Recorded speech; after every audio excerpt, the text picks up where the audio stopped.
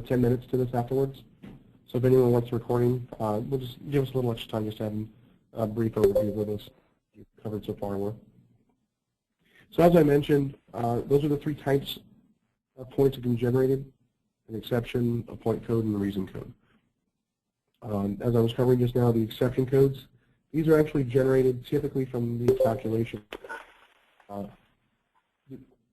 And if you want to create new point codes to monitor, you can click the new button up here, and it lets you select which of the three entities you'd like to work with. So for example, if I'm looking at exception code, I can see all the available exceptions that are generated in our system. I can navigate through and choose the particular exception I want to monitor. So for example, I might want to get if someone is taking a short meal. I'll grab that one. And then it just throws the exception short meal into my point calculation list, and then I can configure how I want that to be generated. So I'm going to go ahead and cover an example right now for generating a tardy exception and how we want to track that. So in this case, I created the tardy exception. So if you were to follow that same procedure, you would go new, you'd select your exception code, you'd select tardy, and click OK. Then it would add tardy to your list. Now you want to question in terms of how do you want to monitor the tardy? What matters? Do you care how many times tardy has occurred each day? So if someone's late one day, do you want to just count it as a whole? Do you want to track them by the number of minutes they're late? So you might scale. If someone's late 5 minutes, you may not penalize them as much if they were late 15 minutes. Or if they were later than 15 minutes, you might give them a fairly large penalty. You could also do it each occurrence. So instead of doing it either by minutes or just once a day, if they were late multiple times a day, so maybe they worked 2 shifts, you could say each time a tardy is generated, just give them flat amounts. So maybe a tardy is worth 0.5 points for you. And these points really scale to whatever you want. It's just whatever matters to yourself and to your client. Last up, we have the custom option. This one works in some ways like the pay matrix. You can create a series of rules. So I might say the first occurrence from 1 to 5 minutes. Then I can say issue point. And I may say the second occurrence. So the second occurrence occur on the same day from, let's say, 6 to 10. I can say minutes. So, and I might say issue points per minute. So now if they were late for 5 minutes, I just gave them, we'll just say 0.5 points. If they were late from between 6 and 10 minutes, each one of these minutes would be worth a point. So if I was late 6 minutes, I just generated 6 points. And this would be a multiplier here, so I could say issue points per minute of 6 points, or I might say that each minute is now worth 1/10 of a point. So this might give me 0.6 points. I wait 10 minutes, I'll get 1 whole point. As you can see by 10, or whatever value you're at, multiplied by your input value. And you can create a third occurrence. And if I want on the third occurrence, I can automatically generate a document. So if they are late, let's say 10 to 20 minutes, I'll just automatically generate a document for them.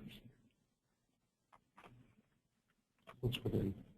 So let's see, 11 minutes. So in this case, if they're late 11 to 20 minutes, I can automatically generate a document for them.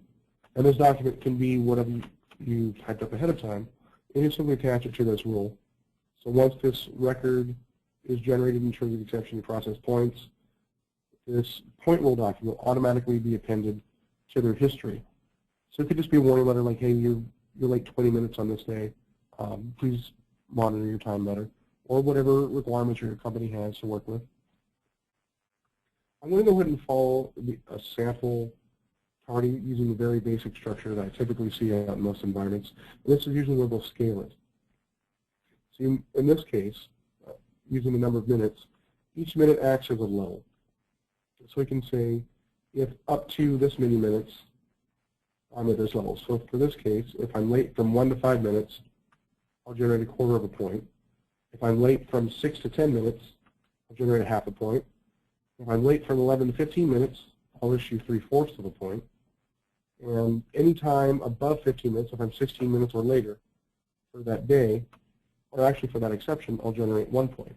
This will occur for each tardy exception that occurs during the day. So if you work multiple shifts, and you have different start times that you need to address during the day, this would kick in for each occurrence, and it would scale based on the number of minutes they were late. So if someone maybe works a couple of split shifts, like maybe they're picking up another shift for someone, it would track that they were late for that second shift or even that third shift or whatever's required of them for the day. So this is how the points will be generated and scaled based on number of minutes. Now, you don't always have to penalize people. There's also reasons that you may excuse it. So maybe they called in and said, hey, I'm stuck in traffic, I'm going to be late, and you may accept that and go ahead and excuse that particular instance for generating any points against them. So you can set up these excused codes. An excused code can either be a pay code or a reason code. Most often, when you're using timesheet exceptions, reason code is the easiest thing to do. Because on the timesheet, as we saw earlier, I can simply select a reason code to associate to the record, and that will cancel out the point that's being generated for the day. It excuses it. If you use an excuse code and use a pay code, you have to add this pay code into the day. So, for example, if I want to excuse a tardy, I'd have to have a particular pay code that generated a tardy. So this would have to actually, in most cases, be another calculated code, and then it would excuse it. Where you might use excused codes, an excused pay code, that's on an absent day. So say, for example, if someone was scheduled to come in, scheduled to come in on a particular day, and they weren't present, but they called ahead to let someone know that something was happening. You might have a special pay code that you'll allow, which will go to the timesheet, which will then excuse them from that day from generating points. Because they've done what was necessary of them, so that you're really not getting them admonished for their behavior.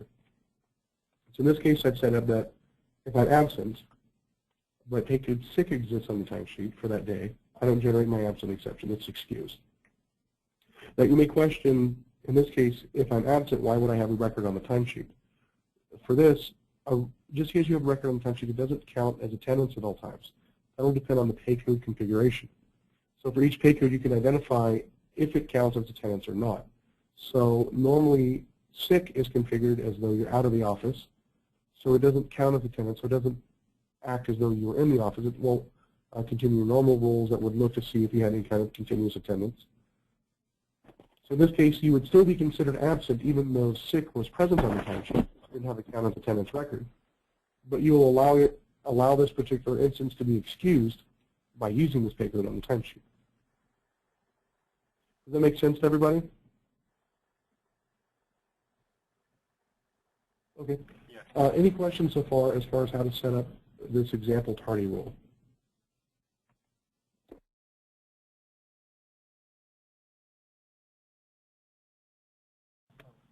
Yeah, I had a question. What's the difference between in the under other, you have an expired date there versus the one that you have under properties? What's the difference? Okay, well I haven't covered that just yet, so I'll go ahead and move on to that one for you. Got it. So what the question is, under properties we have by default expire points after a certain number of months. In this case I've set it that every point expires after 12 months, unless I tell the system to expire it differently. So that's where that other section comes into place. So down here under other, I can specify a different expiration. So I may say that in this case I've selected absent, I'll say that my absence expires 6 months after it's generated. So if I generated one in January, 6 months later it will expire. If I do not have this feature enabled, it will take 12 months, or whatever value I've specified under my properties, for that record to expire. Now, you can also use this not just to shorten the time period, but also to extend it. So I want to say expires, I might say this might not expire for 36 months. So if absences are really important and I need to monitor them very closely, I can track these absences for 3 years and keep them on file. And this will actively be reflected in the employee's balance. Tardies I probably won't care so much about, so maybe I let those fall off sooner. So essentially after 3 months of generating a tardy, it's taken out of the balance. You can even trim this down further. The minimum frequency is 1 month. Maximum frequency, you can type in 99, but I typically haven't seen that used. It's usually a smaller range, like 1 to 3 months. So usually 3, 6, 12, ranges of that nature. So if I want to expire, like every time I generate a tardy, it'll expire by that same day next month. This would be how I would configure that. Alternatively, you can also have the codes expire not just in a certain number of months, but on a particular date every year. So I could say January 1st, this point expires no matter what. So if I generated this during Christmas, within a couple days, it's removed. If I generated this sometime in January, it'll stick with me for a whole year. Does that answer your question? Yes. Okay. So does everyone understand how this expires feature works here? This is an override to the default that's on the properties.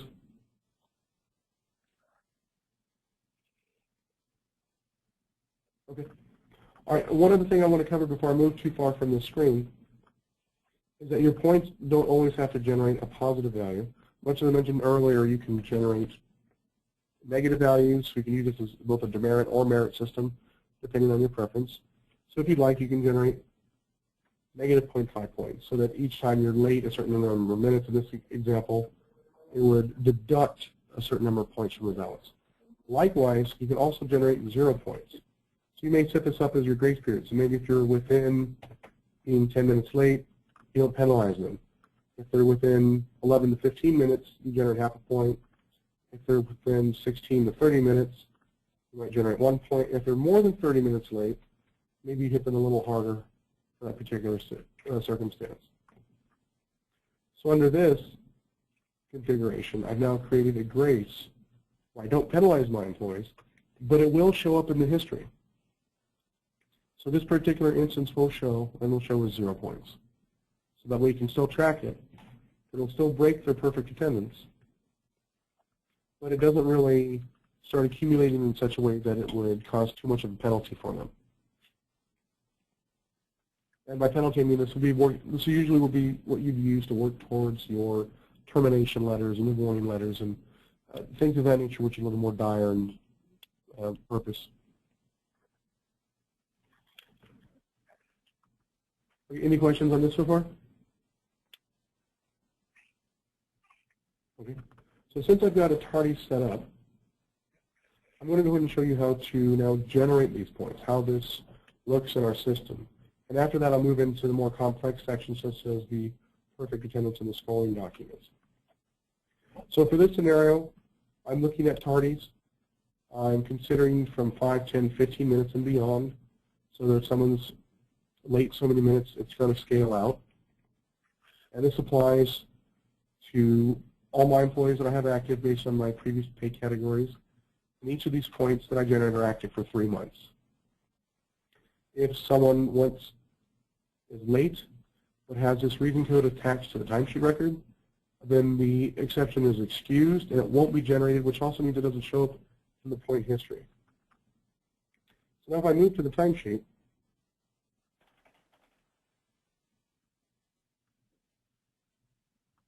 this is current period here, I can see that I've created 2 instances of a tardy. On Friday, this employee was late for 6 minutes. So based on our previous configuration, they'll be at the second level. So they're generating half a point. On Monday, this employee was late 37 minutes, but I have a reason code of excused applied. So the employee probably reached out and said something happened, I'm not going to make it there on time. And because they called in, they were granted the request, and it was excused so it doesn't penalize them. Now, to monitor these points, you want to go to the attendance posting section and select Post your process points. This will let you set up a filter for who you want to generate, as well, or who you want to generate for, as well as what date range you're looking at. So in this case, I've selected from November to January, and I just processed for the employees that this user can see. Now, you're not limited to just coming here and firing it off manually, now and then, just kind of like when you remember. You can also schedule this. So if you want your points to be generated periodically automatically, You can say run posting periodically. And you can either run it on the day or the month or hourly intervals.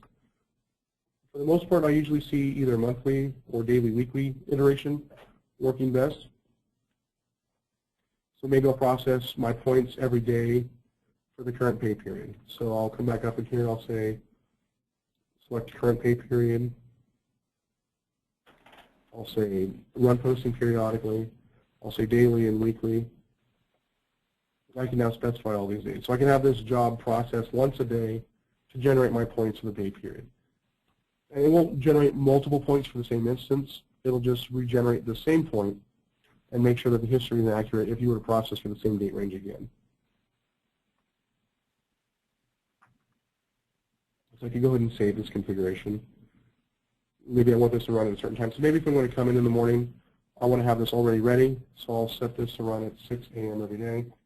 So if I had a staff member that was starting at 7, by the time they come into the office, the points have already generated so they can see if any documents need to come through or anyone needs some special attention based on the occurrences that occurred yesterday. From here you simply, actually it's running already, from there you simply select process or let the job execute, and it'll be transparent to you as far as how the machinery behind the scenes is working to generate these points for you. Now, to monitor what points have been generated, we have multiple ways to do that. We have reporting. We also have the employee point history, accessed directly from the attendance points section. So I'm going to go ahead and cover those two areas for you. So from the attendance points, this will show you all their point history much in the same way that the accrual history is shown. So if I were to go to the accrual history, I could see my employees' accrual history, what they've earned for their accruals for certain dates. And it's the same way for the points. So this point shows a listing of which point rule. So these are the numbers I had earlier, like 1, 2, and 3, or temp, or test. We'll show the date of the occurrence, the sequence number of the occurrence. I'll cover what a sequence number is in just a moment. What the point code was. This point code correlates to the reason code, the pay code, or the exception code. This other information over here to the right shows how many points were generated as well as when it expires and what their running balance is. So if I come through here historically, I can see that this employee I set up had a number of absences from November, actually during the month of November. They had a tardy on the 28th. They had perfect attendance for the month of December. I'll cover perfect attendance in a little bit. So they actually got a benefit. You can see that I took 3 points off the top. And we can see that it's as of 11/28, they had achieved 20 points total in their balance. On 12/28, they had 30 days of perfect attendance. I took away 3 points for their perfect attendance, so their balance adjusted to 17. So maybe they're floating right at some threshold that could be important, such as if they get 25 points, they may generate a warning letter. So this is how they would bring their balance back down, and that even though they may have had some slip-ups in the past, they can essentially work that off and have their balances clear out so that it doesn't keep tracking them continuously. The reset balance you see here is a feature I've enabled. Just on a specified date, it brings their balance back to 0. And then after that, we can see I have 2 additional tardies that were generated on the 23rd and 26th. Now, as far as sequence number, this refers to either how many occurrences had occurred or what occurrence level they are at. So for this case, on the 23rd, I see that I'm at sequence 2, and I generated 0.5 points for tardy.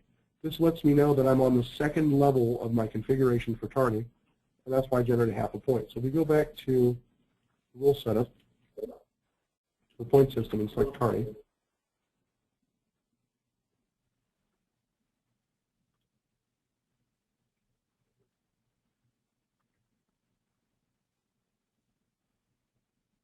we can see that I have sequence 1, sequence 2, sequence 3, and then this last one's actually counted as sequence 9. So I have an S2 for that exception record. That means I know that this employee was at this level. That's why they generated half a point. Does that make sense to everybody as far as how our sequences occur?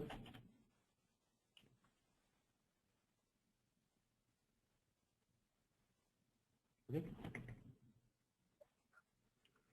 So from the attendance point screen, we also have some additional information you can do. We have the management screen. So if you want to come in here and make any manual adjustments, not to the points that have been generated, but as kind of a counterbalance, you can create a new entry. And these new entries, anything that you've edited or added by hand, you can edit again or delete. The only ones you can't edit are system posting. So if you feel that an employee needed to have a special benefit or balance based on some discussions, you can add that in. If you want to correct or otherwise work against some historical records, you can do that as well. So here I might say, I'm going to select the reason code, doctor appointment, and say, okay, even though the system generated it, I realized that they did come and talk to me. I forgot to excuse it, so the record's already locked at payroll. So I'm just going to go ahead and correct or counterbalance that record and say I had a doctor's appointment on the 23rd. I'll go ahead and take the points off. So I use the hours balance, so let me adjust this one. So the points, here we go. Here you can see I've got -1 points. So even I had 0.5 points originally, and afterwards they went to -0.5 points. And that's how you would do this on the management screen. So this lets you fine-tune the rules to add in whatever you feel necessary, kind of like you would a timesheet record. Does anyone have any questions about the management screen here? Okay, so I'll go ahead and delete this record. You can see it'll take it off the history. So the record I added in manually, I've now taken out of the history. So previously I was at -0.5 points. You can see it's now adjusted the balances back. Okay. Now I'm going to go ahead and move back into the point rules.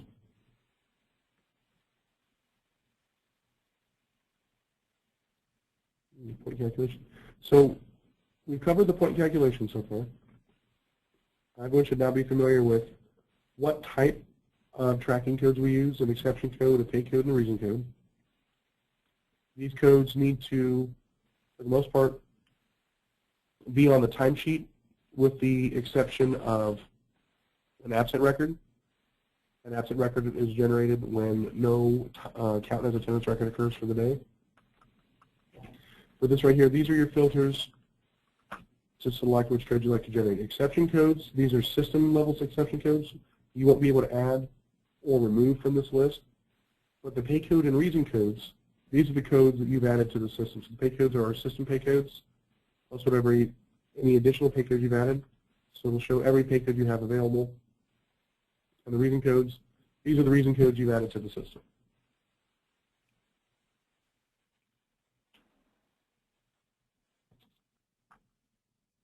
Now I'm going to go ahead and move into. Yeah, go ahead. All right, question for you. In regards to the expiration, yes.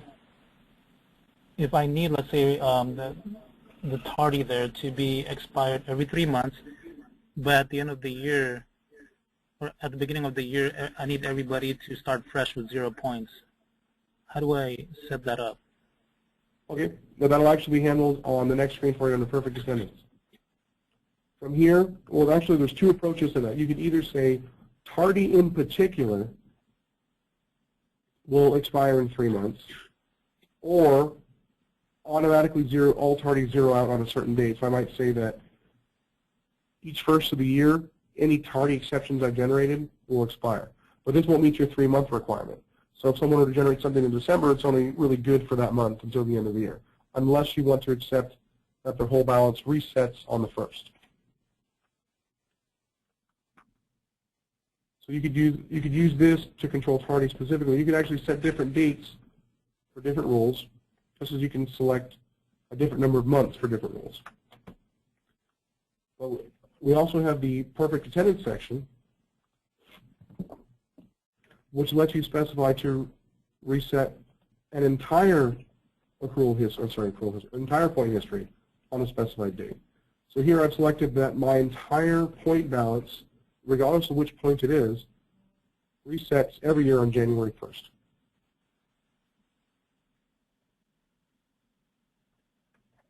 So if I use this perfect attendance, do I need to adjust it every year, the date?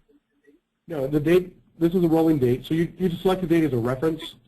So you can kind of think of that this year doesn't exist. So I'm really saying reset every date on 1/1. And as of 1/1, that is when the records will expire. So you'll see the records active until 12/31. On 1/1, when you process your points, the record will be zeroed out. If you were to generate, like say you were tardy on the 1st, even though you reset on the 1st, all records prior to the 1st will reset to 0, and the new tardy you've generated as of the 1st will now be active in your history. Okay. Okay. So going through the perfect attendance, the concept here is the perfect attendance screen allows you to set up a system for employees to work off any points they've generated, to pay them out an amount such as dollars or hours, or an accrual award for getting perfect attendance, as well as clearing out their balance history, like in the question earlier, to reset it, all the historical information each first of the year. So I'm going to move through each of these controls to give everyone an idea of what it does. The first one can be important depending on your environment, is for probationary employees to not receive perfect attendance. So during that 90-day period, you may have a reward system such as if you get perfect attendance for 90 days or 30 days, you may give someone like $5 or $10 or $100, or you say you get like 1 day of comp because you got perfect attendance for the month. So you may want to create a scenario where your probationary employees don't receive these benefits. So this first option lets you identify that any employee that's marked as probationary will not have the perfect attendance awards applied. Now, what you want to pay attention to, the reset balance does still apply. It's only this section, the computation, that is essentially ignored for probationary employees. We have another section right here called Check for Perfect Attendance using the following field indicator. So on the employee general screen, sorry, the employee profile screen, we have some additional fields you can enable in the system. These are your user-defined fields and user-defined dates. So if you don't want to work on, you can actually use this to, you can use this to reference, for example, when an employee last received perfect attendance. So I can use this date field here in combination with the point roll. Most often, the typical configurations I'll see out in your environment for perfect attendance is you won't use this reference field. But there are some circumstances where it will matter. Maybe you want to import that from another system to track it. Maybe you want to have that date readily available for reports. Whatever comes up, that date may matter to you. All it does is work on that user-defined date field on the employee profile screen, and whatever date is there acts as your starting point to generate your next perfect attendance award. So if that user-defined date said February 1st, and I said I have to be 30 days of perfect attendance consecutive to generate my perfect attendance award, it would look at February 1st plus 30 days. And I would have to get perfect attendance for all those 30 days after February 1st. Once you generate the perfect attendance award, assuming they meet the requirement, this date will update. So if I were to generate my perfect attendance award and on March 1st I met all the requirements, I had my 30 days of perfect attendance, then the user-defined date would update and reflect the new date that's in that system. So that would create another rolling period to look at. So let's say now instead of February 1st plus 30 days, it'll look at March 1st plus 30 days, assuming February had 30 days in it, obviously.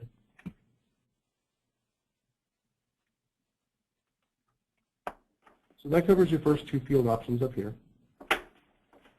Next up, this is the section that will matter most in terms of how perfect attendance is calculated.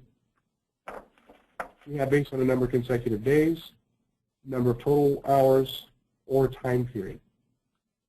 The number of consecutive days is straightforward. These are calendar days, not scheduled days, so you wouldn't have to schedule someone for 30 days when they're scheduled 5 days a week, so they wouldn't have to work so many weeks to get it. They would actually literally just have 30 days since their last perfect attendance or last breakage of perfect attendance to generate their next PA award. For this configuration, I've set up that after 30 days of perfect attendance, the employee has 3 points deducted from their balance. So if you recall the screen I showed earlier, I'll go back there now to remind you, on the point history, I had perfect attendance for one employee for the month of December. So as of 11/28, they generated a tardy. They didn't have any other exceptions from 11/28 until 1/23. So from 11/28 to 12/28, they had perfect attendance for 30 days. So they generated a PA award. They had 3 points taken out of the balance, and their balance was adjusted to reflect that change in their good behavior. In addition to that, and I'll go show you on the other screen, they also received an accrual award for that perfect attendance award that had occurred. So you can see as of 1/1/2015, because they had received the perfect attendance, they also got a PA award, in this case, of 5 hours. So we move back to the point system.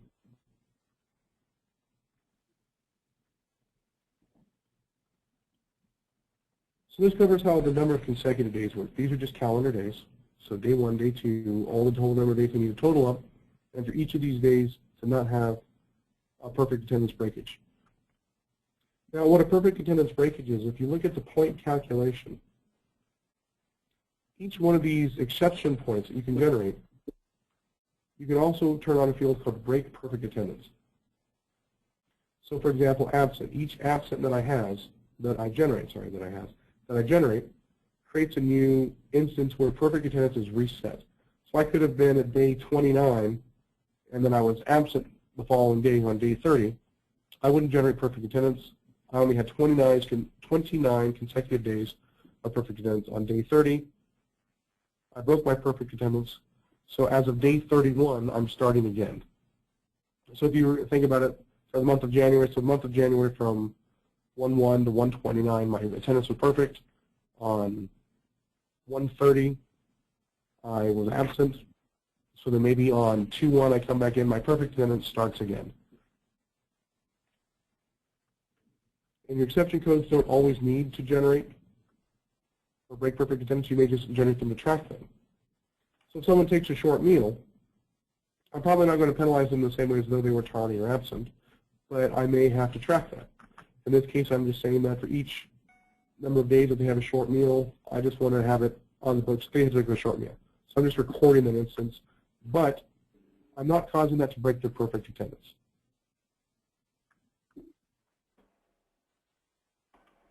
If you were to excuse a code, such as using the excused codes or excused reason codes or excused pay codes, it also does not break perfect attendance. So if someone were late one day, such as a 37-minute example we had earlier, and then you use the exclusion code to not apply it to the balance, to not generate a point, that code, even though it was valid to generate a point initially, because you've used an excused code, no longer counts to either generate a point or break perfect attendance.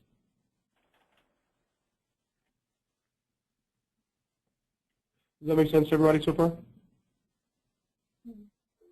Question for you. Sure. Are we only able to track perfect attendance if we need to deduct points? What if we don't want to deduct points?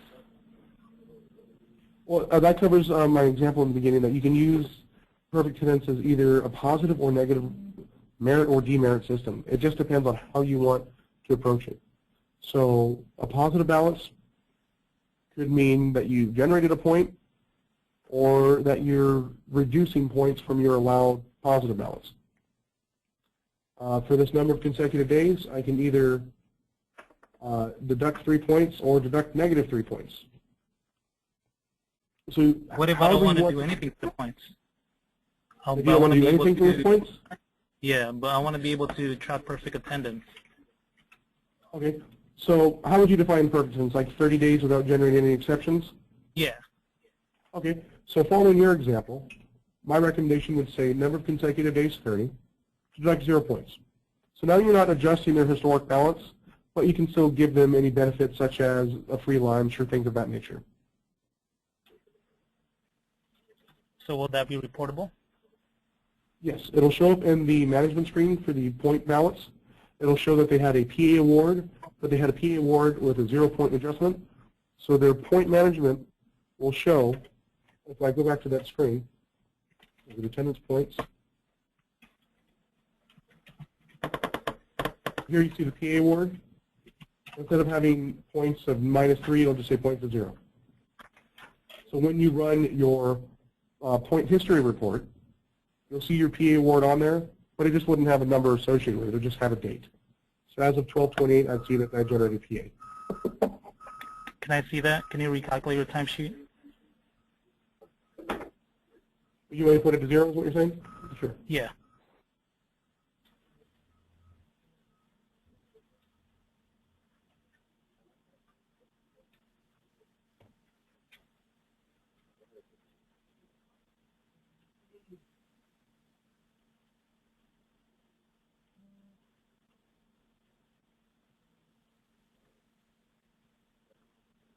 It's in December, I believe.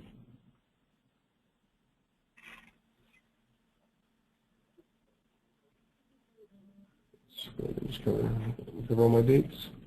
We're going to 11/20, that should be sufficient.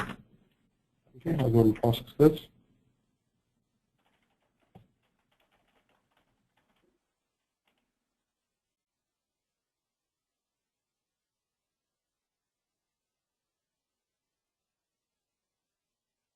It may take a moment for it to complete. Let's see if it's done so yet. Okay, it's completed. So we'll go back to attendance points, history. There's my PA award for 0 points. Okay. And go ahead. and it's reportable, right? Where I can run a report. Yes, because this is in the, you want to run the point history report. That'll show all these entries in that report for you. There's also, if you want to just do it quick and dirty, there's a print icon right up here at the top. That'll let you print this historical balance information right here and there. Can I just run a report based on the people that have perfect attendance? I don't want to see everything else. I just want to see people who has perfect attendance. Just PA awards. Okay, I didn't prepare to show that report right now. I believe we have something for you that you can filter just to show PA awards. So let me just make a note of that and I'll follow up with that for you. So who am I talking to? Nick? Nick, okay. So you want to see a report with only PA awards or only perfect attendance? That's correct. Okay. All right, so after our presentation today, I'll make sure that I have a sample generated for you. Thank you.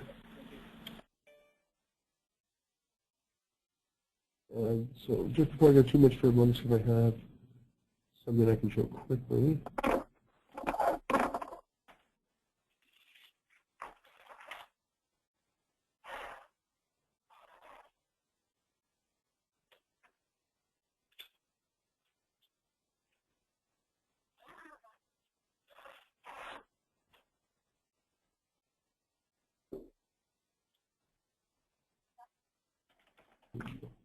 Yeah, well, let me just find an exact report for you because I don't want to go around and give you the wrong information. But we do have some reports in there, and I'm almost certain we have something that will meet your needs. It may have been the perfect attendance status report.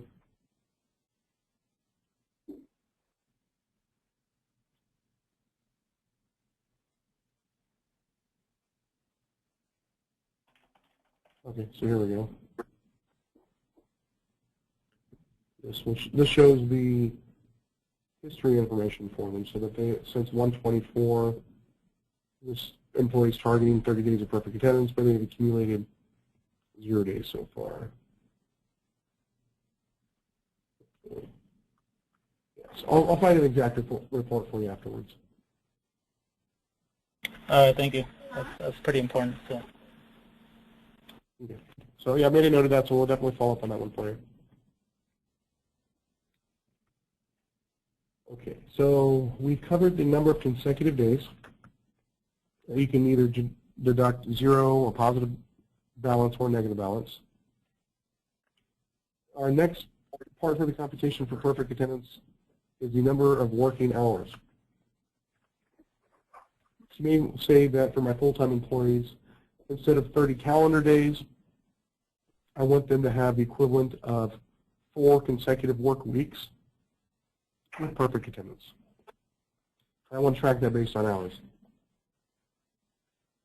So this will look that I have to work 120 hours without any exception or other entity or any other point being generated in between that time that caused PA to be broken, such as if I was absent or tardy.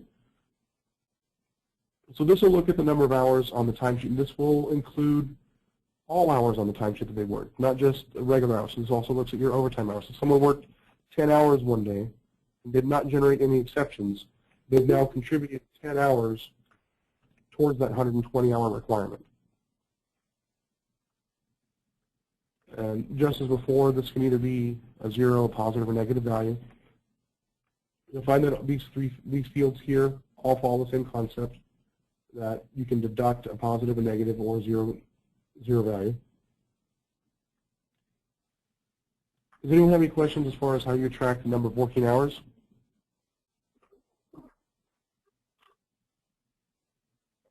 And I just want to be clear, too, for the working hours, these are any hours that occur on the timesheet, whether they're scheduled for them or not. So if someone were to come in on Saturday as an unscheduled day and worked and didn't generate any exceptions, the hours that they worked would contribute towards their PA balance. And depending on how you work out a system, that could be beneficial or not. So you may have a system where if someone works overtime on a weekend, maybe you don't want it to count towards your perfect attendance award. So someone under that, you may want to work out a better scenario using consecutive days versus hours.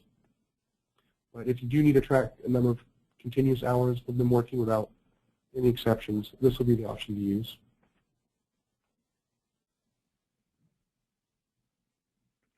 Next up, we have time period. A time period is an extension of the number of consecutive days, but now you can specify what level it is. So I can say 5 days or 5 months of perfect attendance. And the day or month begins the day after their last exception that they generate that breaks perfect attendance. So if I were to generate an exception on the 1st, as of 1-2, my PA counter would begin. So if I said 5 months after 1-2, then I would have to work essentially until 6-2 and have perfect attendance without any exceptions for this to work.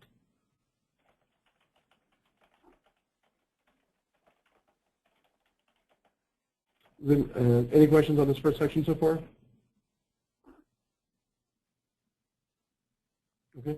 All right, so I'm going to go ahead and leave my set the number of consecutive days at 30 days of PA and deduct 3 points. This next section I'd like to cover is the expire the oldest active history point record. Now, what this will do is, in addition to whatever adjustments you make here, any exception that you still have that's active in your point rule will also expire at the same time. So if I were to generate some points today and I was absent maybe 6 months ago, but I had perfect attendance for the last 30 days, and I deducted 3 points. So say I had a balance of 5 points, and the exception I generated 6 months ago was worth 1 point. So after my 30 days of perfect attendance, I'm going to take away those 3 points. Now I've got a balance of 2. In addition to that, my oldest point on record was from 6 months ago. That's the one that's active and unexpired. It's going to take that one out of the history as well, in addition to my PA award. So that point will now expire. It'll say, okay, that 1 point I generated 6 months ago That will count my balance. So my total balance will be reduced from 5, subtracting 3 from my PA award, and now it's taking off that last one. So now, based on this configuration, I'd have just a balance of 1 point remaining. You can also use that as part of a different way to have your point slide off the system. So I could say after 30 days deduct 0 points, but after 30 days expire my oldest point. So if I got one exception prior to my 30-day perfect attendance, I can just have it go away. So this might be a way to kind of counterbalance if someone's late occasionally or absent occasionally, but then they do 30 days of perfect attendance. It would just let that point that was generated just expire. So if I was absent, but then I was perfect attendance for 30 days, the point would go away, and my balance would be back at 0. And if I had another absence, and another 30 days of perfect attendance, it would be the same thing. The point would go away, and I'd have 30 days of perfect attendance, I'd be back at 0 again. But if I had maybe a couple back-to-back, maybe a bad week, something of that nature, so maybe I had an absent and tardy, I had 2 exceptions, then say the absence came first and the tardy came the next day. After 30 days of perfect attendance, the absence would expire, but the tardy would remain in my accrual or my point system history. Does that make sense to everybody?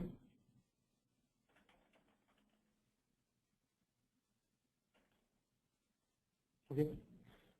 All right, these next sections I'll be able to cover pretty quickly, and then I want to work out some more examples for anybody to make sure that we're showing you the best we possibly can as far as what to configure to meet your client's needs.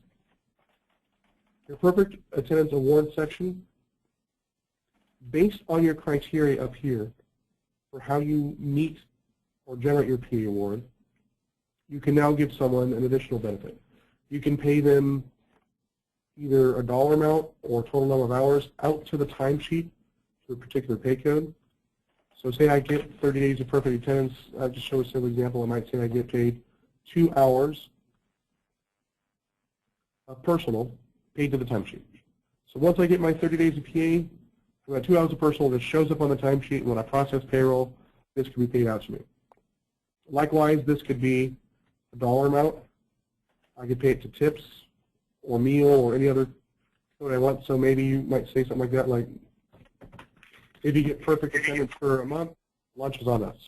So you might configure something like that. Although, I mean, $8 might be a little less for lunch, especially over here, but you get the idea. So instead of giving someone hours, I can give them a tip or earning amount. And this record shows up on the timesheet as soon as this is met. In addition to the payout, we also have an accrual award. So this will show a record entry in their accrual history. So if you say, in this particular example, I might say that if I got perfect attendance, I want to give my employee 5 hours to use in vacation. It's kind of like I just gave them comp time. This might be, value might be too high, but you tune this to what your client decides is necessary or agreed upon in their environment. So it might be something smaller, like you might have 0.5 hours. So every 30 days of perfect attendance, I get half an hour of vacation. Or every 30 days of perfect attendance, I get an hour of vacation. And you can have this pay out that way. In addition to that, you can also say that these accrual awards expire after a certain number of days. So if you give someone perfect attendance, say, okay, if you get perfect attendance for a day, I'm going to let you take a day off. You can say, okay, after 30 days, deduct 0 points. Give me 8 hours to my vacation. But that 8 hours is only good for a few months. So you don't want to just kind of sit there. You don't want to be liable for it for too long, especially if the employee were to quit or be terminated. But maybe you can stick their benefit around for them for a little bit. So in this case, it would stick around for about 4 months. If they haven't used it within that 4 months, then that 8 hours of accrual is simply removed from the balance that expires, much like the points will expire. Does anyone have any questions about the PA award setups? Can you have a negative value in the accrual award? Such as if you want to give them negative balance? Yeah. So you can take hours away from them if you want. In this case, every 30 days, I'm subtracting 8 hours from their vacation balance. So this could be another way of creatively tracking their perfect attendance awards. So you might start someone off with like, I would say like 60 points, and then every 30 days subtract 10 points or 5 points. And at the end of the year, you can kind of see how many points they have remaining. And then you may pay out a difference or just monitor that. But if you do want to subtract out a balance, you can do so. Okay, thank you. Mm-hmm.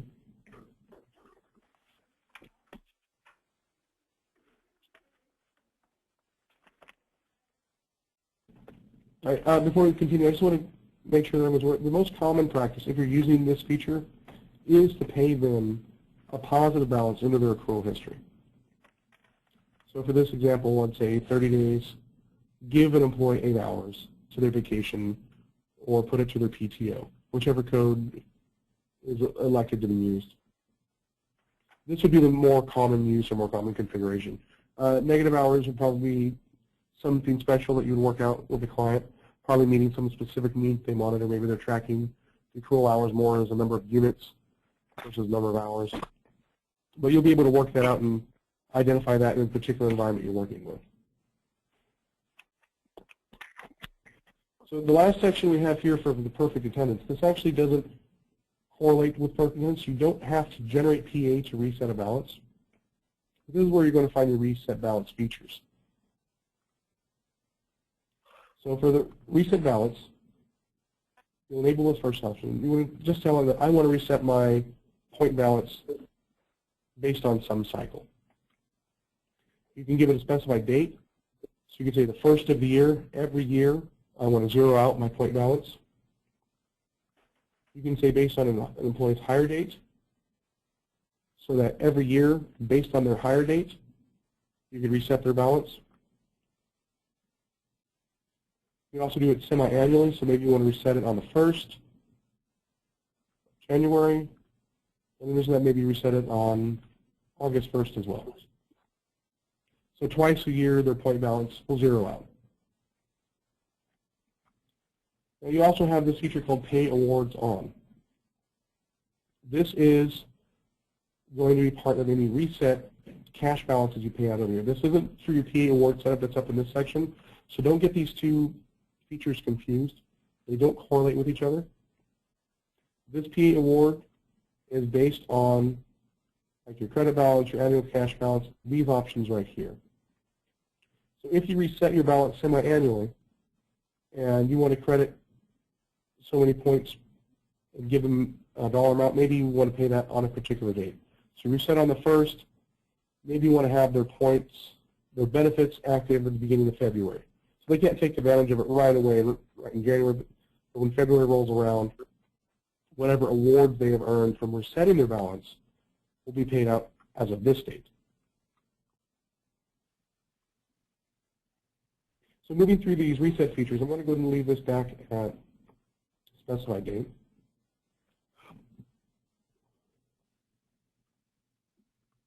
This first feature is when you're using the point system as the merit system generating negative hours. So this would be useful if you start someone off with a positive balance of points and they subtract from those points. So in this case, I might say pay out 1 unit per point to pay good tips. And this is a dollar amount. So for each remaining point I have at the end of the year, it's going to pay me $1 per point to my tips pay code on the timesheet. And based on this configuration, it'll pay it out on February 1st. This feature, as I mentioned, is only useful if you're using the points as a demerit system and you start them off with a positive balance and they work down from a positive balance. A configuration like that might be that they start off the year with 100 points and each absence and tardy and so forth they generate has a negative value assigned to it. So I generate negative 5 points for each absence and negative 1 point for each tardy. Any questions on this, the feature right here? Okay. Next up, we have an annual cash award. This is similar or otherwise extended from the credit balances because you can see that you can cancel your credit balance meets on these points. So how this works is, if someone has a point balance that they are resetting, you can give them a dollar amount to pay out. So maybe I'm giving them $20 at the beginning of the year to a meal pay code if they have a balance that's reset. These two features right here are used in conjunction, usually when you're using a positive system. So you start with the positive points and you subtract them. Generally speaking, I don't see this used much out in the environment outside of a few clients, but I do want to make you aware of what the functionality is there for. Now, the one that I do see more often is this option, the do not reset balance if balance exceeds so many points. So this could be that if you're working as a demerit system where you're earning points, so each time you're absent or tardy, you're generating a positive value, that if you're at a certain threshold, you might be on the verge of being terminated, but they don't want to give the special benefit that suddenly as of January 1st, you're 1 point away from being fired or getting a termination letter, that it just suddenly resets. So here I can say that do not reset the balance if my employee has more than 15 points. So under this configuration, if I have more than 15 points, like 15.01 points, my balance will not reset on this date. These points will carry through and remain active. So I will still have to work them off through whatever normal means or apply or wait for them to expire.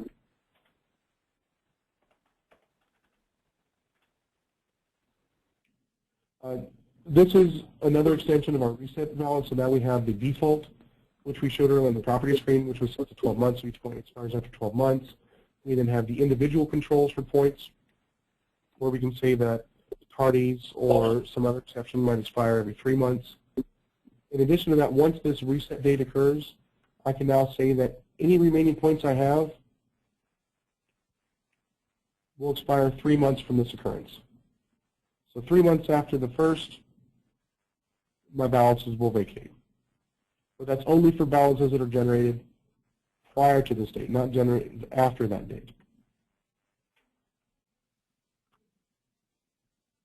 Okay.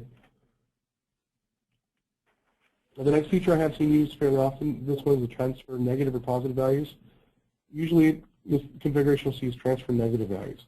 So if an absence is considered as a positive point value, and you start someone off at maybe -5 or -10 points to give them a buffer for the year, that's their personal buffer, you can say that any negative points, negative balance points that you have in your point history will transfer to your accruals.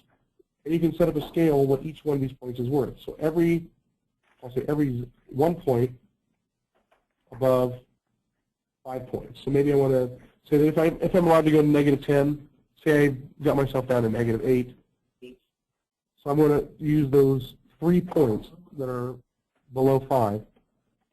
I'm going to apply them as hours to my accrual code. So in this case, I'll just say vacation. So this first section creates a threshold. Each point above 5 points is worth so many hours per unit to vacation. And you can scale this. Maybe it's every 5 points above 5 points is worth an hour. So if I'm at -10 points, that means I've got that additional 5 points I can expire. I would only, in this case, generate 1 hour sent to my accrual code.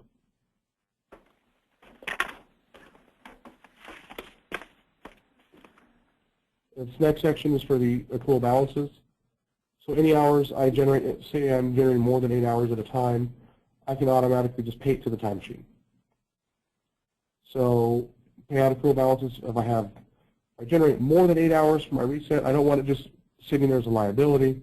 I'm just going to give you a benefit. So if I have, in this case, 8 hours, say I generated 10 hours, I would have 2 hours paid out as a dollar amount to pay for tips.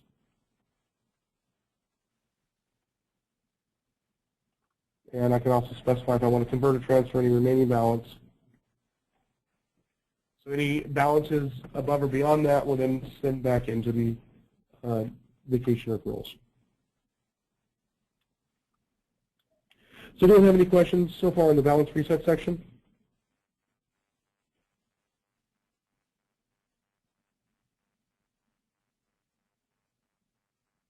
Okay. So I'm going to move into one last section, the scoring documents, and then I'll show you more of how to use the system and cover some more examples. So our scoring documents, these are the documents that can be automatically generated in our system based on your point level. So I've created 3 sample documents here, a new sample, a warning term letter, and a report. You see that these are DOT extensions. So you have to create this as a template document inside Microsoft Word. And then when you create those template documents, I believe there's a sample. There should be some samples in here in the document that was provided to you. At the end, if I'm not mistaken. Yeah, so these are the codes right here that you can include in your document that will be populated by us. And these codes need to be enclosed in what's called a double chevron. So say, for example, I want to see G8. In my document, however I typed it up, I would need to have this be visible in the document. So G8 wrapped around by 2 double chevrons. And then what will happen is we perform a nail merge with our point document, where that G8 code will then be populated by the value that's assigned for that employee. And I believe there was a sample document in here. I just want to show it if I can. If not, I'll pull up a different one for you. Just let me just look. Okay. All right, so I'll find a sample and give you a sample in just a moment. So I'll keep covering this for now. Okay, so after you've created your sample documents, you'll browse and upload them for a particular level. And then you specify what that level is and how many points are required to meet this level. So when we say number of points, that means that once you meet or exceed this number exactly. So in this case, I've set level 1 to be equal to 10 points. So if my employee has 9 points and I process my point documents, they won't generate this new sample. If they have 10 to 14 points, they'll generate this first document here. If they happen to have 15 points, they'll automatically skip and generate the second level document. As far as generating a document, there's a couple ways to do so. They're all handled from the posting page. So after you generate your points, which you may become familiar with from the post reprocess points, where you can do it manually or post it periodically, we have another section called the document generator. This one lets you specify which documents you have configured in your system that you'd like to generate, the effective dates of these documents, and then you'll process that, and this will be attached to the employee review section. I'll show you one of these documents in just a moment. One thing I do want to make sure that everyone's aware of is that if you schedule documents to run, you can receive these via email. So rather than having to download them from our system, it'll automatically go in your email just like our scheduled reports will. The drawback to that is only the person who schedules the event will receive these documents. So in this case, I'm logged in as point user. If point user were to configure the document generator, run documents periodically, let's say once a month, this user will automatically receive an emailed copy of every document generated, but only this user. Everyone else will have to go the normal route of downloading it from the employee review section or observing the document from the dashboard. Is that clear for everybody? Okay. All right, so let me show you where to find these documents. So now that you have uploaded a document, you specified what level they are worth, how many points are required to meet that document, and you processed a document, you can now locate these under the employee review section. So select a particular employee. And now any document that I've generated will be attached here to this document type list. And if I have a litany of report or documents to generate, so maybe I've got like 20, 30 documents out here, you'll see all those documents all the time. So they will continue to exist until you manually delete them. After a document's been generated, you can come here, you can download this doc, go ahead and open it up. And we can see that this employee had 16 absent exceptions for the dates that I had previously processed. And this is just a canned document we had. We have these available if you'd like to use these. But you can also use your company's letterhead to create something very fancy. You can have this tied off to Excel and various other features you'd like to use. So whatever the company would like to do, they can have this document automatically generate to meet their needs. So if they have to have their legal agreements or different people in here, assign these for the supervisor, all that information can be stored in that document for you. If you need any assistance, our support team can help you work out how to create these particular documents. Now, in terms of how this document looks, when you upload it, this exception count starts as got me an echo here.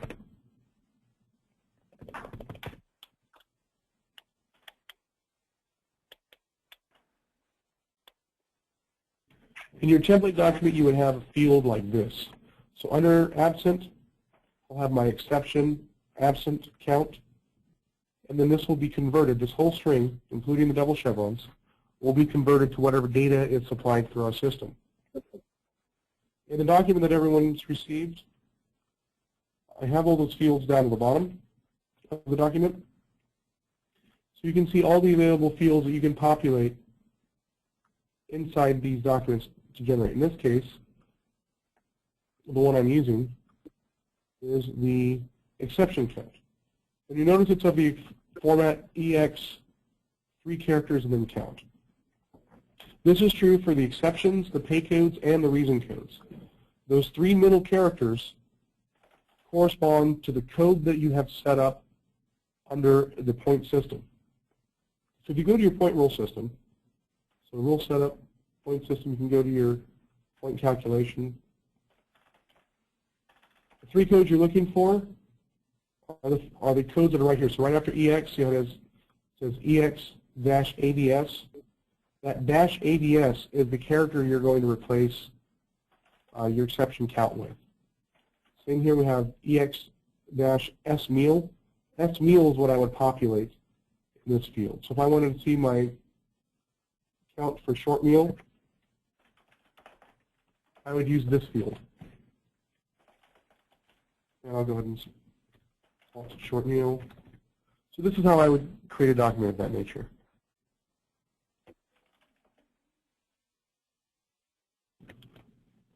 And just so that everyone's aware, I usually put these in all caps. I haven't seen it be case sensitive, but with newer versions of Word, it may or may not become problematic. So just as a habit, when you put in these exception counts, put them in uppercase. I haven't seen it not work with all uppercase, but there's a chance that newer versions of Word or something else may get in the way for you. So I'd just like to make sure that that's not a problem. Now, we generate this on our side. And if we were to receive an updated version of Word that now required lowercase versus uppercase, if there was a difference, we would try to make a correction on our end. But just in the meantime, just to be absolutely certain, I do recommend that you create these as uppercase.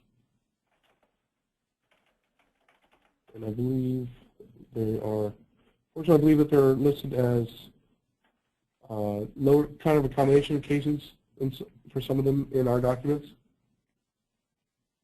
So just correlate these to be all uppercase and we'll be good to go. I have a quick question regarding the type of file to upload. Is it Yes. just a .x or a .dot? It has to be a .dot. .dot. So it has to be a template file. So when you create your document, if you create it in the new format .dotx, we have not evaluated that to be used or not in our system. So please save it in the prior format of .dot, which I believe you can also save it as the Word 95 or Word 2000 format. That will be available from the latest versions of Word, so it should be fairly seamless for you. Okay, great. Thank you. Okay. Okay, so that's the point. Okay, so we've covered now how to generate documents, where to locate documents, how to access them. We also have a feature on the dashboard that shows unprinted point documents. Right now you can see that this is empty. And that's because this document I had on the reviews, I had previously not downloaded this, so it showed up in that list. Once you click download, our system will consider it as printed. So it removes it from that list. So what I'll do is I'll go ahead and delete this record.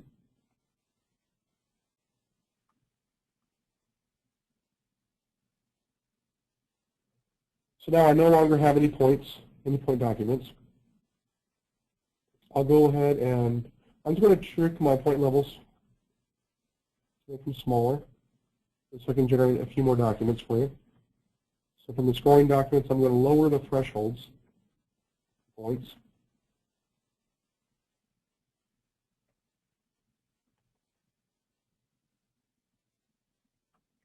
Now I'm going to go ahead and regenerate those documents. So I'll go to attendance, posting. I've already got my point history ready, so I'm going to go to my document generator. And I'm going to go ahead and generate documents from December to January for the employees that I have access to. I'm going to hit process.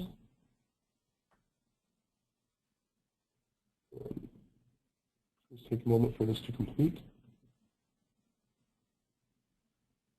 Okay. So if I go back to employees review section, I can see that I've got a new document generated today.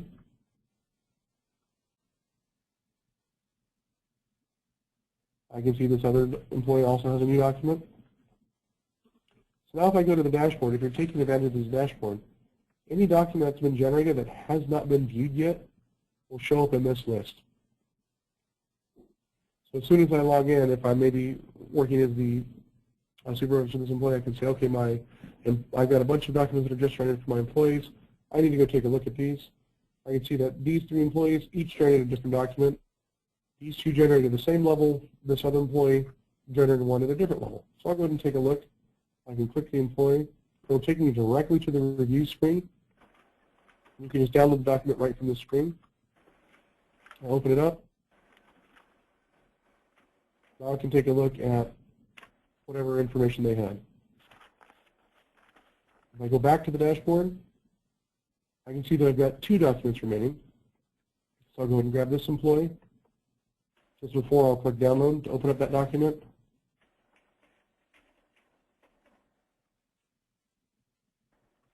And now I can see that I've got a different document that was generated for the other employee. Now you notice that some of these codes aren't populated. This is something I wanted to make sure everyone's aware of.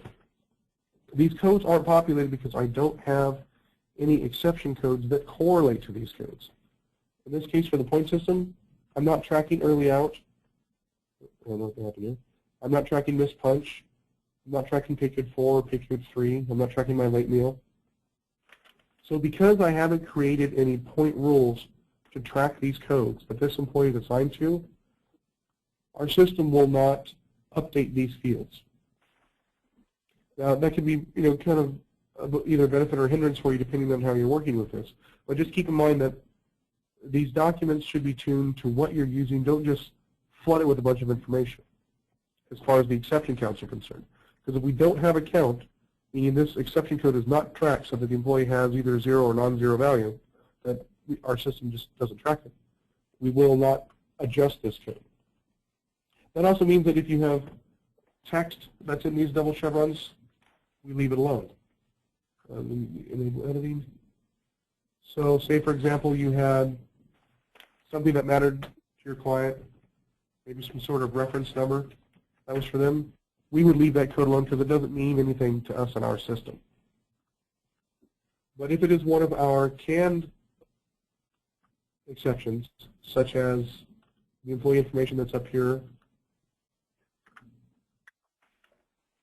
then these will be populated. So say, for example, I have ES in double chevrons. My status for the employee will be populated. even if that means something to your client. So be careful if you need to populate anything in double chevrons for any reason for the client. If it does correlate to an entry in our system, we will update it. So if you want this to work differently for them, you can just break it apart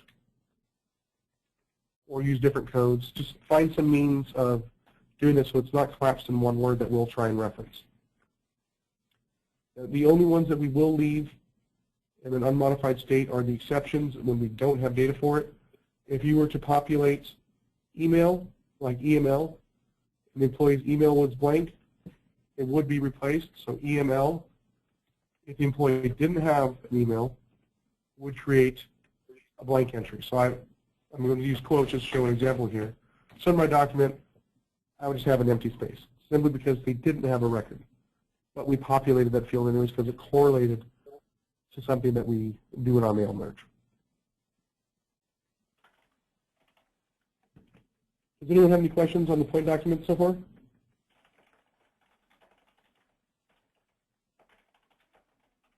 No? Okay. Okay, so now we've covered how to create a new point role, how to calculate points based on exception codes, pay codes, and reason codes, how to excuse those codes based on either a pay code that's on the timesheet or a reason code that's assigned to the record. We've covered how to generate perfect attendance. We've covered how to reset balances at the end of the year or on another cycle, such as semi-monthly. We've covered how to generate your point documents, what format they need to be in, point levels that are required to generate these documents. We've also covered if you schedule documents that you can have them automatically generated in our system, or they will, and they will also automatically email to the person who generates them. And we've also covered where to find them on the dashboard and the employee's review screen for any point document that's been generated. Does anyone have any questions so far about the point system that we've covered? Actually, yeah, I had a question on accruals. When you award somebody an accrual balance based on perfect attendance, which point value does the system use first? Will it use the point value that may expire as a result of perfect attendance, or does it just go into the pool and use a first in, first out kind of deduction? It doesn't really look at the point that's expiring. The ability to expire a point is a separate feature. Your perfect attendance award is generated just because you've met this criteria. So in addition to that, now I'm going to go ahead and give you just a certain number of hours. So these hours, this perfect attendance award to an accrual, this section right here doesn't have a concept of what points you have. This section right here, for the expire the oldest point or deduct points, this is the only one that will interact with your point balance. So if you want to expire your points or reduce points or add points, you'll handle that up here. This just gives you either an hours or a dollar amount paid out to accrual codes or paid out to the timesheet. Right, I'm sorry, I guess I wasn't clear enough. Let's say you already have 10 hours accrual, and then as a PA award, you're given an extra 2 hours. But those 2 hours will expire after 120 days. Does it go to the end of the queue? Got it. All right, now I understand your question. So on the accrual history, I'll go and open a vacation here. Sorry, it's accruals. So each entry that's in your accrual history will mark itself as that it came from a perfect attendance award. So in this case, I've got a PA. So if this PA record was only good for 120 days, this particular 10 hours is only good for 120 days. So after 120 days, this 10 hours will try to expire itself. Now, it won't let you go in the negative. So say you had these 10 hours, and you had only these 10 hours. And let's say you used 8 of those 10 hours. So you took 1 day off. So as of, let's say, March, you had 2 hours available in your accrual history. That remaining 2 hours from this will expire. So what will essentially happen is it will see that you generated 10 hours. It will try to take any residual 10 hours out of your accrual history that you haven't used yet.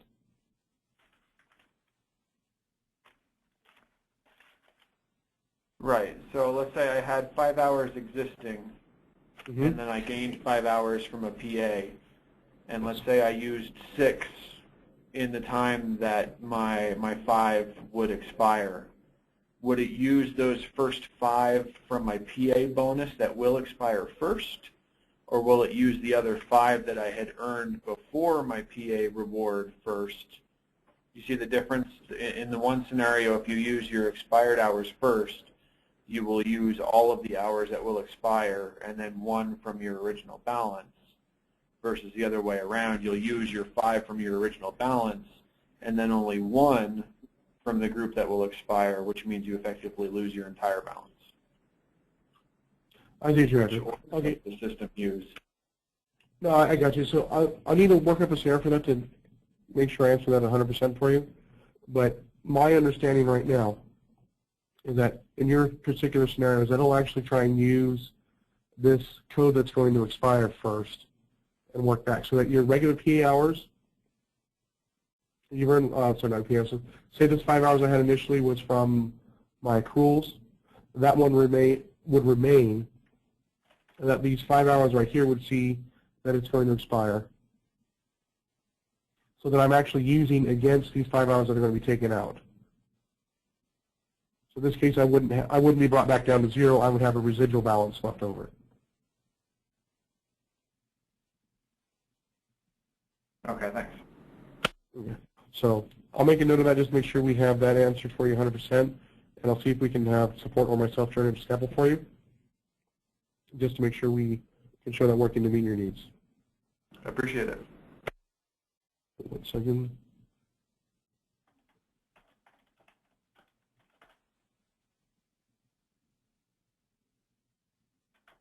Okay, does anyone else have any other questions? Yes, I have a question regarding the under point calculation and just on any of the exception or even pay code or reason for each occurrence under custom. So we would populate it with a document per occurrence. Is that what it is? Is that how this particular section works? That is one way you could use it. So here I'll say each occurrence, action taken, generate document. In addition to that, I can say each occurrence, action taken, issue point. So I can issue both a point and a document every time an absent for this example occurs. So if you'd like to use it that way, you can. Now you're not limited to just that. So you can say each occurrence generates so many points, or based on an occurrence level, like how many times something's occurred back to back. You can issue points or deduct from an allowance, or issue points per minute. So this section here, the custom rule, works in some way similar to the pay matrix. You're creating a rule structure for the points to generate these for the point system to generate points based on the rule structure you provide. Okay, I see. That does make sense.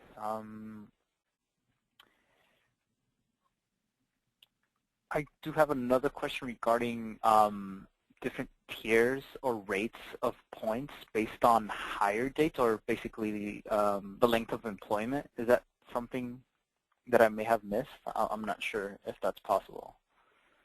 So you're saying that if an employee has different tenure with your company, you want them to generate points on different scales? Yeah, on different scales depending on length of employment.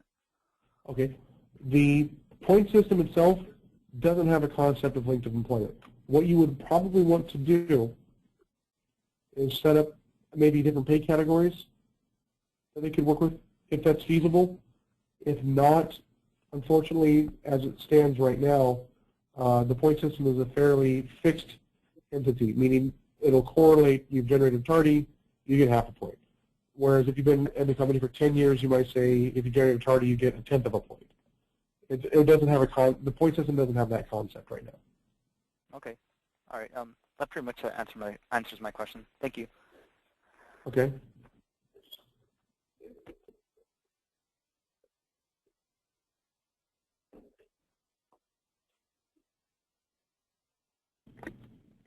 Does anyone else have any questions or anything they'd like me to cover with them? Any samples you'd like me to build up?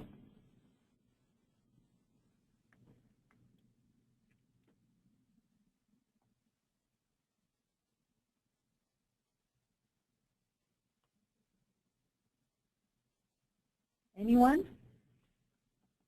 If not, I want to thank everybody for joining us today. And as soon as Ona gives me answers for those questions that you guys have, I'll email it to everyone attending the webinar. Thank you all. And also on top of it, the videos will be available. Ona will need to attach the first couple, maybe probably 10 minutes of. Yeah, so I'm going to re-record the first 10 minutes, just identifying where the screens are at. I'll have that added back into the recording when done. Okay. Other than that, you guys have a great